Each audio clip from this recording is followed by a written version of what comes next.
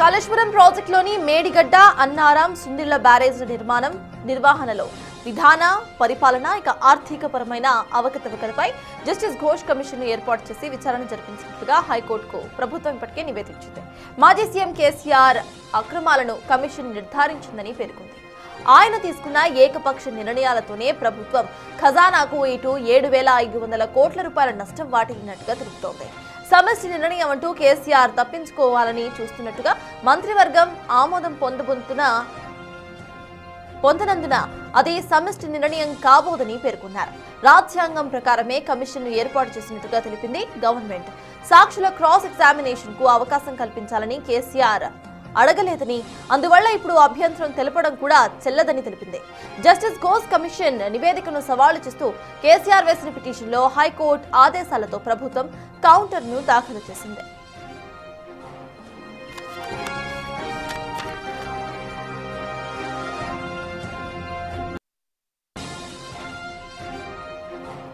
ఇదే అంశంపై పూర్తి డీటెయిల్స్ మా ప్రతినిధి సురేష్ అందిస్తారు. సురేష్, చెప్పండి, గవర్నమెంట్ దాఖలు చేసిన ఈ కౌంటర్ ను ఎలా చూడాలంటారు? అట్ ద సేమ్ టైం ఇటు గవర్నమెంట్ కొన్ని ప్రశ్నలను కూడా లేవనెత్తినట్టుగా తెలుస్తోంది. అసలు అప్డేట్స్ ఏంటి?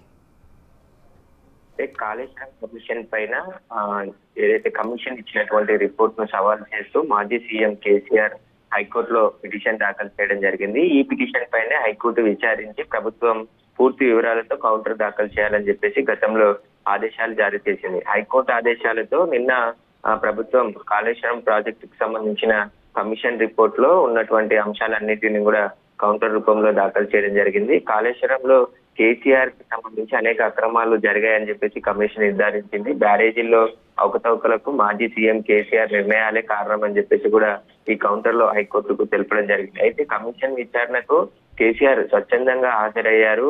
కేసీఆర్ పిటిషన్ ని కొట్టివేయాలని చెప్పేసి ప్రభుత్వం కౌంటర్ లో కోరడం జరిగింది. అయితే కేసీఆర్ నిర్ణయం తీసుకోవడం వల్ల ప్రభుత్వ ఖజానాకి 7,500 కోట్ల నష్టం వాటిల్లినట్టు కమిషన్ పేర్కొంది. దీనికి సంబంధించి ఆయన విధానపరమైనటువంటి ఏవైతే దీనికి సంబంధించి పూర్తిగా ఆయన నిర్ణయాలు ఏకపక్ష నిర్ణయాలు తీసుకోవడం వల్లనే ఇలా జరిగింది అని చెప్పేసి కూడా కమిషన్ పేర్కొంది. కాబట్టి కేసీఆర్ ని విచారించేందుకు అనుమతి ఇవ్వాలి, ఆయన వేసిన పిటిషన్ ని కొట్టివేయాలని చెప్పేసి కూడా కౌంటర్ లో దాఖలు చేయడం జరిగింది. అంచనాలు కూడా ఏదైతే కాళేశ్వరం ప్రాజెక్టుకు సంబంధించిన బ్యారేజీలు ఉన్నాయో ఆ బ్యారేజీల నిర్మాణంలో అవకతవకలకు కేసీఆర్ తో సహా కొంతమంది రాజకీయ నాయకులు, ఐఏఎస్లు, ఇంజనీరింగ్ అధికారులు బాధ్యులు అని చెప్పేసి కూడా కమిషన్ తేల్చి చెప్పిందని చెప్పేసి కూడా కౌంటర్ లో పేర్కొన్నారు. దాదాపు అనేక అంశాలను, స్థలం డిజైన్ కావచ్చు, ఎంపిక వంటి అంశాలు, పరిపాలన తీసుకుచ్చిన అనుమతులు, ఇవన్నీ కూడా కాంట్రాక్టర్లకి లబ్ధి చేకూరే విధంగా కొన్ని నిర్ణయాలు ఉన్నాయని చెప్పేసి కూడా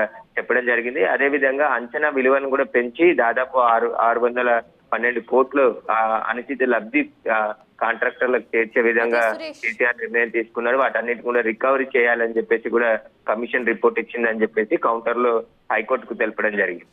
సురేష్, ఇక్కడ సాక్షుల క్రాస్ ఎగ్జామినేషన్ కు సంబంధించి కూడా ఇటు గవర్నమెంట్ వాలిడేషన్ ఉండదు అంటూ మాట్లాడినట్టుగా తెలుస్తోంది. మరి దీనికి సంబంధించి ఇటు జస్టిస్ ఏమని చెప్పే అవకాశం ఉందనుకోవాలి? ఈ సాక్షుల క్రాస్ ఎగ్జామినేషన్ ఉండబోతుందా, ఉండదా? అప్డేట్స్ ఏంటి?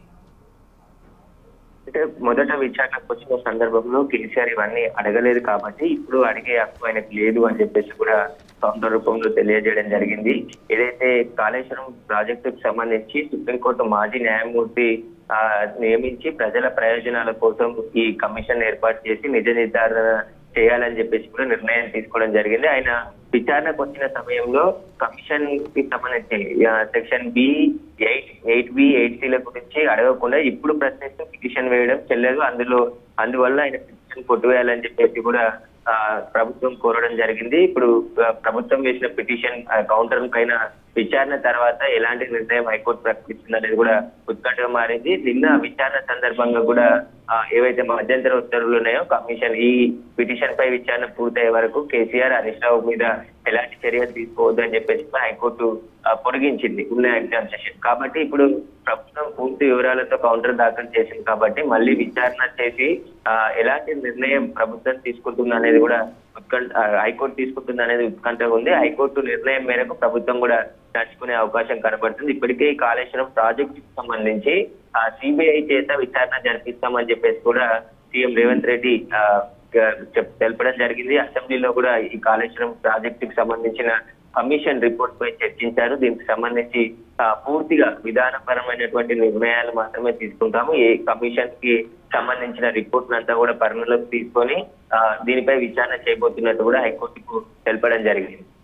Yes, thank you Suresh. మొత్తానికి ఇటు గవర్నమెంట్ సైతం ఇటు పిటిషన్ దాఖలు చేసింది. ఇటు అన్నారం మేడిగడ్డ సుందిళ్ల బ్యారేజెస్కు సంబంధించిన కన్స్ట్రక్షన్, నిర్వహణ, విధాన, పరిపాలన అంశాల్లో ఇటు కేసీఆర్ ప్రభుత్వం ఇటు లోటుపాట్లను చేసింది అండ్ ఖజానాకు సైతం గండి కొట్టిందంటుగా ఇటు ప్రభుత్వం పేర్కొంటోంది. దీనికి సంబంధించి విచారణ కొనసాగుతోంది.